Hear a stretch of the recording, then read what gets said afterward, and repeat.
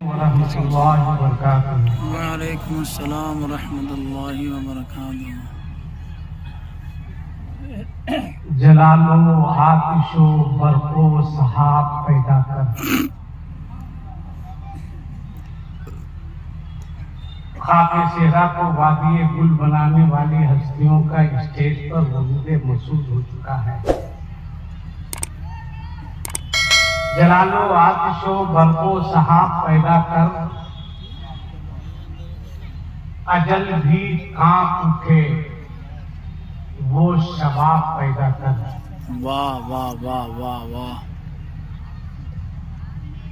इदारे शरिया रख दीजिए, इस उम्र में मोबाइल कम चल रही है, ऐसे भी बहुत कम टाइम बचा है आपके पास, कुछ दिन का काम करके गुजर जाइए। जलालो आतिशो बर्फो सहाब पैदा कर, अजल भी कांप उठे वो शबाब पैदा कर। इदारे शरिया तहरीके बेदारी कॉन्फ्रेंस का ऐलान, तू इन्कलाब की आमद का इंतजार न कर। तू अब इंतजार मत कीजिए, क्या होगा। मैंने कल भी कहा था और आज भी कह रहा हूं कि आप बहुत दरी बिछा चुके हैं, बहुत झंडा धो चुके हैं। अब दरी दूसरे लोग बिछाएंगे और हुकूमत हम करेंगे। तू इनकलाब की आमद का इंतजार न कर, जो हो सके तो खुद इनकलाब पैदा कर। एक बात बताइए, इतना बड़ा मजमा है, इतने सारे लोग हैं, ए लड़का रखो मोबाइल, कि आपके इलाके में शादी वगैरह होती है या नहीं होती है? या अल्लाह सब तुम्हारे होता हूँ, हाँ बोलो भाई, होती है। अच्छा ये बताइए, इस इलाके से हमारी बेटियां, बहनें, बच्चियां रामपुर, मुरादाबाद, बरेली वगैरह जाती है या नहीं जाती? हाँ या नहीं बोलो भाई, जाती है। क्यों जाती है? क्या इस इलाके के जितने नौजवान हैं सब नामर्द हो चुके हैं?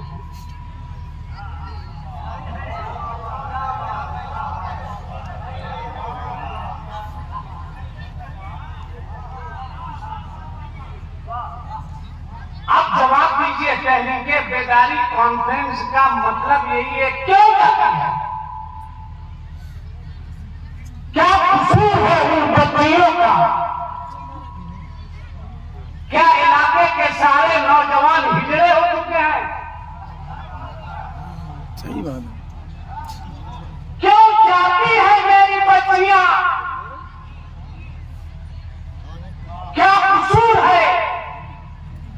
इसी मिशन को लेकर गाज़िए मिल्लत आगे बढ़ रहे हैं कि अब किसी गरीब बेटी के बाप की जमीन को बिकने, ये मिशन है। क्यों जा रही है? आपने देखा, एक वाकया सुनो 2 से 4 मिनट में, ये कोई कहानी नहीं है। अगर दिल है तो सुनो, अब फैसला करके यहां से उठो। बहुत कुछ साल पहले मैं एक सफर कर रहा था, एक शहर का नाम मैं नहीं बताऊंगा। मैं निकला, एक बूढ़े रिक्शे वाले के रिक्शे पर बैठा जा रहा था, चढ़ाई पर मैं उतर गया। मैंने उससे पूछा आपका क्या नाम है? वो रिक्शा वाला मुसलमान था। मैंने कहा इस उम्र में आप इतनी मेहनत मजदूरी कर रहे हैं, आपके पास बेटा नहीं है? कहा मुआ साहब मेरे पास 4 बेटियां हैं। मैंने कहा आगे क्या है? वो बूढ़ा रोने लगा। उसके आंसू के एक कतरे का हिसाब तुम्हें देना। रोने लगा। मैंने कहा रो क्यों रहे हैं भाई? कहा मुआ साहब मत पूछिए, मैंने चाय पिलाई, नाश्ता कराया। मैंने कहा बताइए। कहा मत पूछिए। मैंने कहा आप मुझको बताइए, मैं जिम्मेदार हूं। उसने जो कहा वो सुनिए, आप सुनिए।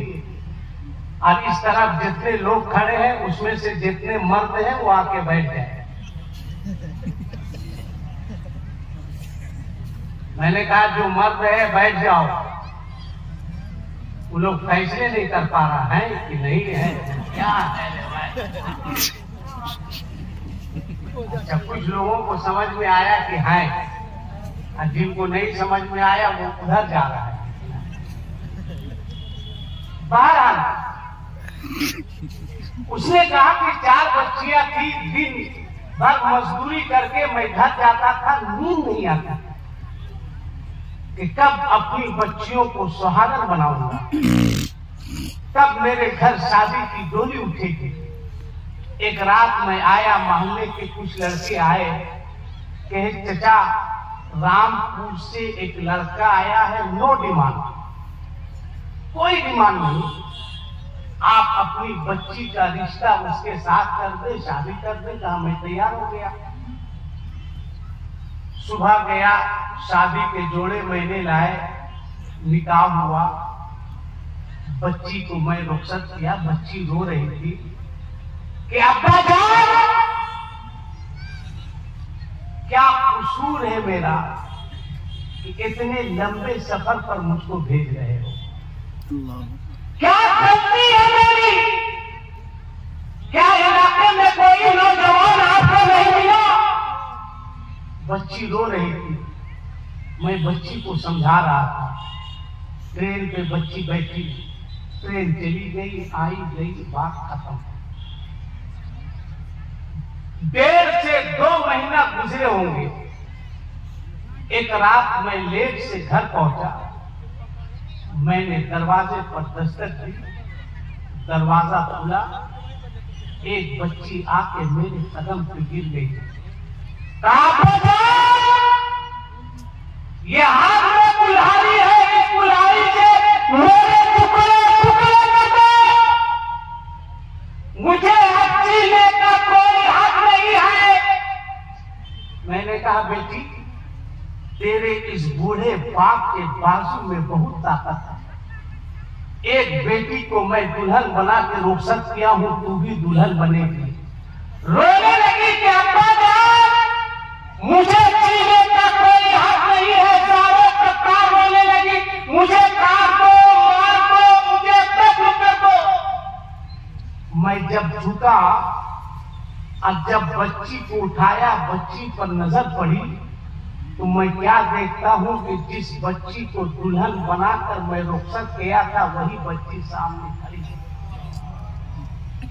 अल्लाह अकबर। मैंने कहा बेटी तू जान, आपके पास भी धोखा, मेरे साथ भी धोखा। बहुत जुल्म किया गया मेरे साथ, बहुत सताया गया मुझको, बहुत मारा गया मुझको। आपको जान किसी तरह मैं भागकर वापिस आई हूं। मुझे जिंदा कर दो। हिदायत शरीया पहले के बेदारी कॉन्फ्रेंस में आने वाले बोलो, कौन है इसका जिम्मेदार? किसके ऊपर है इसकी जिम्मेदारी? इसलिए आज तय करके उठो कि अब गरीब बच्चियां आंसू नहीं बहाएगी। इदारे शरिया तहरीक के बाद वो मुस्कुराती। यही मिशन है इदारे शरिया तहरीक का। बोलो इदारे शरिया की इस तहरीक से आप खुश है ना? आप उठा के बताओ कितने लोग खुश हैं? वाह माशाअल्लाह, हाथ नीचे करो। अब इसमें कितने लोग हैं जो शादी होगी गाड़ी का मुतालबा करेंगे? खुश होकर हाथ उठाओ। देखिए एक तो वो भी शादीशुदा है, शौक देखिए। इसलिए कोशिश कीजिए कि आप इदारे शरिया तहरीक के साथ जुड़िए।